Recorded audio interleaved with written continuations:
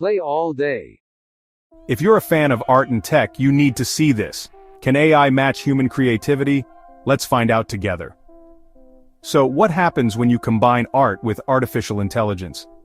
Today we're exploring AI-generated art and design. Can machines really be creative? Let's put them to the test. Imagine this, a futuristic city in the clouds at sunset. Simple, right? Now let's feed this prompt into an AI tool like DALL.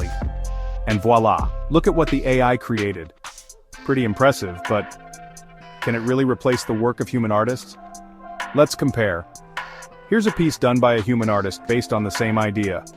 Notice the intricate details and the unique touch? That's the human spark: creativity, emotion, and personal experience. AI is powerful and can generate stunning visuals, but it often lacks the depth and nuance that human artists bring to the table. It's like comparing a synthesizer to a grand piano.